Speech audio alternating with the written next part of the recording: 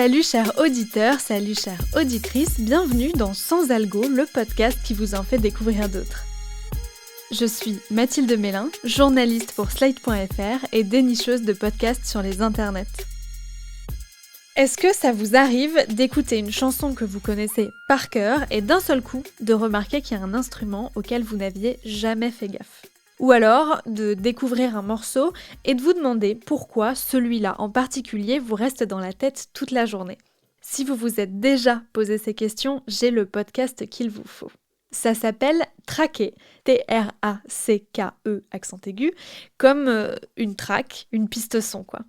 C'est produit par le journaliste musique Stéphane Basset et diffusé en exclusivité sur la plateforme Deezer, ce qui veut dire qu'il faut avoir un compte pour l'écouter, mais pas forcément un abonnement payant. Le concept est assez simple, un ou une artiste raconte l'histoire d'un de ses tubes, piste par piste. Pourquoi le piano est là, où ont été enregistrés les chœurs qui résonnent dans le fond, ou pourquoi les paroles parlent de ça. Bref, c'est une sorte de dissection d'une chanson faite par son auteur ou son autrice. Toutes et tous commencent par ce qui les a inspirés, comme par exemple Clara Luciani pour sa chanson « Nu ». Je me souviens un soir être rentrée, comme de nombreux soirs, après une date de la tournée. Puis un passage qui est très symbolique, c'est le moment où tu rentres dans ta chambre d'hôtel. Tu viens d'être acclamé par plus de 1000 personnes, et puis tout à coup, t'es dans une espèce de solitude hyper violente. Et puis, t'enlèves ton habit de scène, tu te mets en pyjama, c'est pas toujours super sexy, tu te démaquilles, et puis ça provoque un vrai questionnement identitaire. Et voilà, je crois que du coup, les premières phrases que j'avais en tête, c'était ce truc de j'ai enlevé mes bijoux, démaquillé le noir à mes yeux et ôté le rose à mes joues. J'ai enlevé mes bijoux, démaquillé le noir à mes yeux, ôté le rose à mes joues, et je viens nu vers toi. Vous l'entendez, les explications sont entrecoupées d'extraits de la chanson. Enfin, là c'était un extrait de la version qu'on connaît, mais bien souvent c'est un morceau d'une piste en particulier, la voix, la guitare, les synthés, la batterie, et pour chaque piste, on apprend une histoire, comme quand Sébastien Tellier parle de la batterie sur sa chanson La Ritournelle. Après, une fois que j'ai eu ce piano, je me suis dit, il faut aussi que le morceau il vive au-delà d'une part solo de piano. Alors je me suis dit, il faudrait déjà, au moins pour commencer, mettre de la batterie pour qu'il y ait un rythme, quoi. Puis j'ai pensé à mes batteurs après, au-delà de ceux que je connaissais, mes batteurs préférés, sur ceux qui me faisaient rêver. Je pensais à Tony Allen, parce que Tony Allen, c'est un génie de la batterie, de toute façon, au-delà même d'avoir inventé l'afrobeat. Et un mec me dit dans une loge un soir... Ah mais tu sais que Tony Allen, il habite à La Défense et tout. Je dis non, c'est pas possible. Il peut pas habiter là, à La Défense, à Puteaux, je sais pas quoi le mec. Et on me dit mais si, il est dispo, il cherche des plans, je sais pas quoi. Je dis bon, c'est complètement fou. Enfin. Et effectivement, il était là, il vivait à La Défense. Alors le mec que j'admirais, puis je sais pas, pour moi, il habitait à Cotonou, je sais pas quoi, je sais pas, des trucs qui me faisaient rêver, mais non, il était à La Défense et on s'est rejoint en studio, il a même pas cherché à régler la batterie, rien du tout. On s'est mis en place 3-4 et puis il a fait la prise en entier en fait. Il a joué d'un seul coup en fait. J'ai fait aucun montage et c'est juste une prise quoi.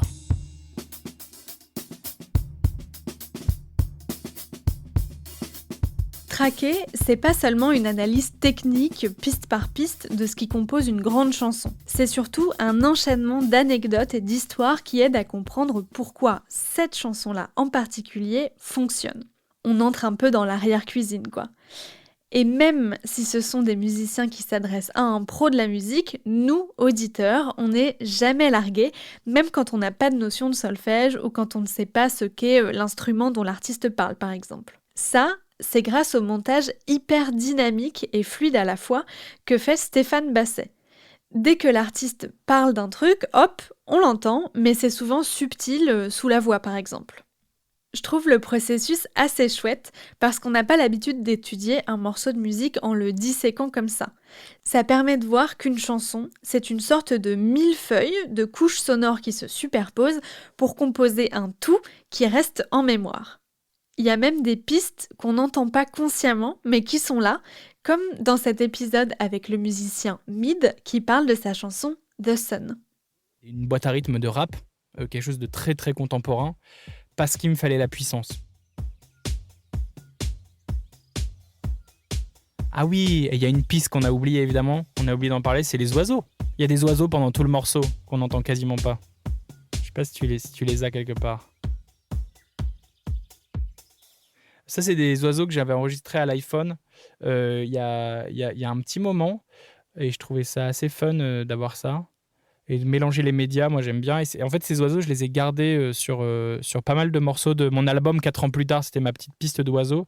Et en fait, inconsciemment, j'ai l'impression que ça met dans un assez bon mood d'entendre des petits oiseaux gazouiller. Donc en fait, on ne les entend pas, mais on les entend. Traqué, c'est un podcast qui démystifie un peu la création pour montrer qu'une bonne chanson, c'est surtout beaucoup de travail, peu importe le style de musique. Bref, il y en a pour tous les goûts, et je dois dire que c'est aussi plaisant de pénétrer dans les coulisses d'une chanson qu'on adore déjà que de découvrir un nouveau morceau ou un nouvel artiste avec Traqué. Seul petit bémol de ce podcast, selon moi, il y a très peu de femmes invitées. Sur les 39 épisodes déjà publiés, j'en ai compté à peine 6, et encore, elles ne sont pas toujours toutes seules, elles sont souvent avec un groupe ou un arrangeur. Pour mieux comprendre les coulisses de Traqué, j'ai décidé d'inviter Stéphane Basset au micro de Sans Algo. Bonjour Stéphane Basset. Bonjour Mathilde. Comment est née l'idée de ce podcast produit par Deezer ? Alors, l'idée de ce podcast, elle remonte à il y a une dizaine d'années parce que j'avais produit et animé à l'époque une série qui s'appelait En studio avec, où j'allais dans le studio d'artistes pour faire un peu le même travail. Quand j'ai vu le podcast arriver, je me suis dit c'est génial, on a le sentiment que la radio libre renaît sous une autre forme, et donc je me suis précipité pour essayer de rencontrer les gens qui allaient en produire, et j'ai proposé cette idée à Deezer, et je produis et réalise le podcast depuis près de 3 ans maintenant. Qu'est-ce qui vous intéresse dans le fait de raconter la musique plutôt que de simplement l'écouter ? Je suis très intéressé, voire passionné par l'histoire des chansons, par l'histoire, le parcours qui mène quelqu'un à se dire je vais raconter ça et je vais le faire maintenant et je vais le faire comme ça. Pourquoi ? Je ne sais pas pourquoi ça me passionne. Ce que je vois, ce que je remarque, c'est que les émissions par exemple de cuisine, depuis une dizaine d'années, ces émissions-là passionnent, non pas de voir quelqu'un qui bouffe, mais quelqu'un qui fabrique ce qu'on va manger. Et je me suis dit, c'est quand même dommage qu'en musique, qui est un produit extrêmement consommé, c'est quand même dommage qu'on n'explique pas aux gens comment se prépare une chanson. D'autre part, c'est vrai qu'avec l'arrivée depuis une décennie, voire plus maintenant, de la télé-réalité, on a vu des shows dans lesquels on pouvait parfois donner l'impression que devenir artiste, c'était, voilà, on claque des doigts et c'est fait. Mais entre ça et mener à bien une création artistique, il y a un monde. Et ça me passionne vraiment. Comment est-ce qu'on prépare, comment est-ce qu'on crée, comment est-ce qu'on travaille, avec qui on travaille. C'est assez passionnant. Comment vous choisissez qui va être invité et surtout, est-ce que ensuite vous décidez ensemble de la chanson que vous allez traiter ? Les artistes, on les choisit. Au début, déjà, on les choisissait pas trop, dans le sens où on essayait d'avoir ceux qui acceptaient, mais on faisait des demandes sur des artistes qu'on voulait.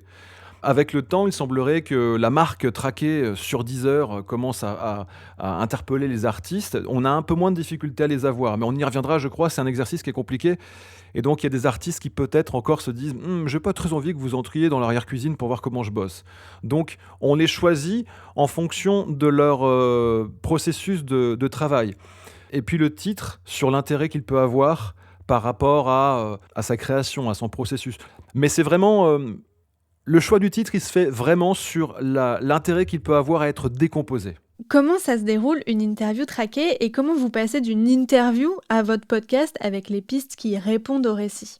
L'interview traquée, elle est particulière dans le sens où mes questions sont musicales. Quand je m'apprête à poser une question à mon invité, je lui envoie le son dont je veux qu'on parle. Généralement, moi, je reçois ce qu'on appelle les stems, les pistes séparées. Je les étudie, comme par exemple, quand je reçois un écrivain dans une autre émission, je lis son livre. Là, j'écoute toutes les pistes, je vois comment elles se marient les unes avec les autres. Je cherche aussi les bizarreries, les trucs pas calés, les machins un peu rigolos, en me disant, tiens, ça, je suis sûr qu'ils n'ont pas fait gaffe, mais quand souvent il y a des bouts qui traînent, on entend, c'est toujours marrant d'avoir des choses qu'on n'entend pas dans la version mixée.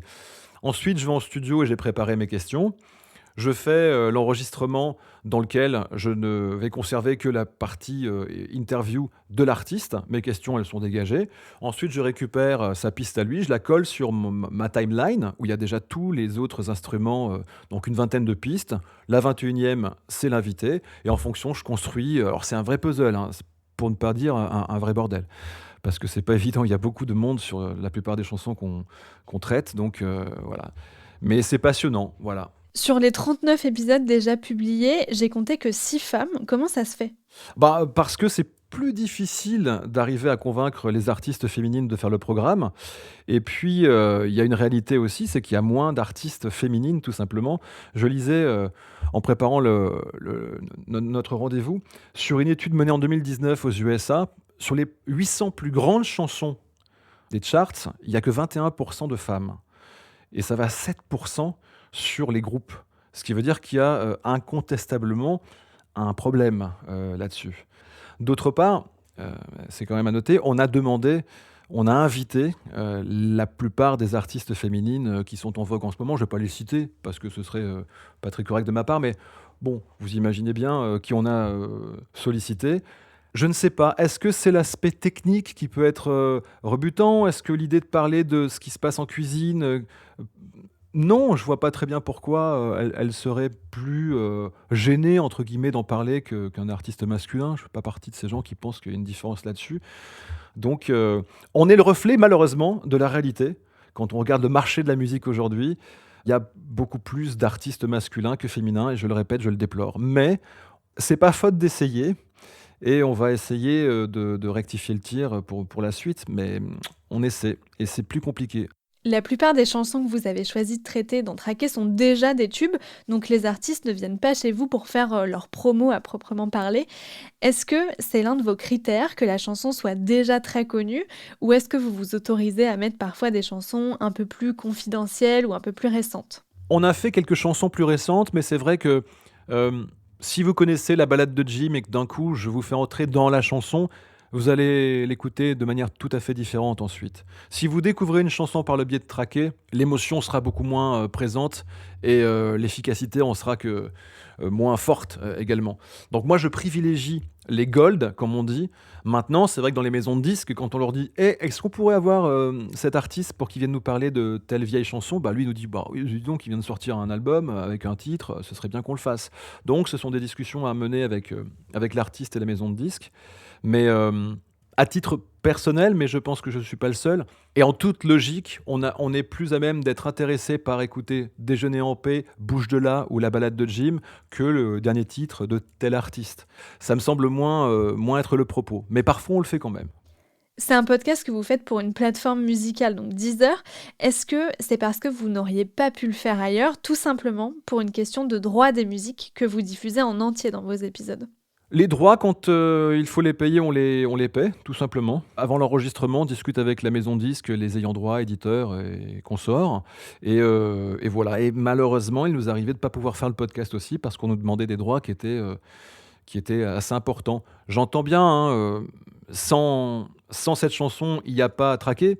Mais je pense quand même, pour les artistes, que faire ce programme-là, c'est pas que ça les sert, c'est juste que pour leur communauté... Je trouve que c'est vraiment cool, quoi. Enfin, moi, quand j'écoute Traqué, je fais l'émission que j'aurais aimé entendre, d'une certaine façon. Donc, je me dis, pour un artiste, permettre à ceux qui aiment sa musique, ou d'ailleurs ceux qui ne la comprennent pas, de venir la comprendre un peu mieux, c'est parfait, quoi. Quand on regarde la liste de vos invités, c'est vraiment très éclectique. On trouve aussi bien Oxmo Puccino que Justice ou Catherine Ringer. Est-ce que cette variété, c'est pour attirer le plus de gens possible vers le podcast, ou bien c'est pour dire aux gens qui l'écoutent, qui croient qu'ils aiment seulement Woodkid et qu'en fait, ils aiment aussi Francis Cabrel? C'est exactement ça. Alors moi, j'ai des goûts assez éclectiques. Moi, j'aime autant un titre extrêmement populaire, de mauvais goût pour certains, qu'un truc ultra branché. Mais je cracherai rarement sur l'un ou sur l'autre. Donc l'idée, c'est de recevoir absolument tous les gens qui font de la création. Il y a des artistes comme Laurent Voulzy qui peuvent mettre 7 ans pour faire un disque. Jul, il décide de dire... J'enregistre, je diffuse. Moi, j'ai envie de faire Jul. J'ai envie qu'il m'explique comment il travaille. Et c'est une autre façon de penser. Et même si je suis pas fan de sa musique, je serais super content de le recevoir parce que le travail qu'il a il est colossal. Donc voilà, ça peut aller de Jul à Justice. Ça commence pareil, mais c'est pas exactement la même chose. C'est qui votre cible avec Traqué ? Est-ce que c'est les auditeurs un peu passifs qui sont sur la plateforme ou est-ce que c'est les passionnés de musique ? Au début, j'étais un peu trop technique et je me suis dit fais gaffe quand même parce qu'il n'y a rien de plus désagréable que d'être dans un dîner de spécialistes et que les gens s'envoient des mots qu'on ne comprend pas. Donc l'idée, c'est de pouvoir faire un effort pour que chacun puisse s'y retrouver, mais quand même parfois laisser des petites touches techniques. Donc c'est un dosage que je pense avoir pas trop mal trouvé. Donc qui peut écouter ? Tout le monde. Après... si vous êtes fan de l'artiste, vous allez écouter, vous dire « Ah tiens, c'est étrange, j'avais jamais pensé qu'il travaillait comme ça ». Et quand on est un fou de musique, c'est souvent les retours que j'ai quand même. Les gens me disent, marrant que vous parliez de ça, les gens me disent « Tiens, tu vois, Cabrel, j'écoutais pas. Eh ben, je l'écouterai plus pareil parce que ça m'a intéressé la façon dont il travaille. » Donc il y a des process de création qui sont vraiment étonnants et qui permettent à ceux qui font de la musique aussi de s'y retrouver. Donc il y a les auditeurs lambda qui peuvent écouter et puis ceux qui sont vraiment dans la musique. Donc tout le monde, si possible, ce serait bien. Qui est-ce que vous rêveriez d'interviewer dans Traqué et pour quelle chanson ? Attention, vous n'avez le droit qu'à une seule réponse. Oh, c'est dur. Si je dois prendre quelqu'un, c'est Daft Punk. Parce que ça se prête vraiment à ce programme. Quel titre des Daft Punk ? Alors, si j'étais égoïste, je choisirais un titre du dernier album, mais pas le plus connu. Mais si je suis sur Deezer, je dirais One More Time. C'est pas ma préférée, mais il y a vraiment des choses à raconter sur ce titre-là. Donc, je dirais One More Time de Daft Punk. Merci Stéphane Basset. C'est moi qui vous remercie. J'espère que ça vous a donné envie de découvrir Traqué sur Deezer. Le podcast est disponible uniquement sur cette plateforme. Il suffit d'avoir un compte pour l'écouter, mais il n'y a pas besoin de payer d'abonnement. Par contre, si vous n'en avez pas, vous aurez une pub tous les 2 ou 3 épisodes. Si ça vous a donné envie de découvrir le podcast, sachez qu'une nouvelle saison arrivera au mois de mars avec 7 épisodes d'un seul coup. Merci d'avoir écouté Sans Algo. N'hésitez pas à vous abonner sur la plateforme d'écoute de votre choix ou à venir faire un tour sur Slate Audio. Vous pouvez aussi en parler autour de vous et nous dire si nos épisodes vous plaisent à l'adresse mail dans la description de cet épisode. Pendant les fêtes, Sans Algo fait une petite pause, mais je vous donne rendez-vous en janvier pour un épisode un peu spécial et promis toujours 100% sans algo. Sans Algo est un podcast de Mathilde Mélin produit par Slate.fr sous la direction de Christophe Caron et Benjamin Septem-Ours. Prise de son et montage, Guillaume Assal.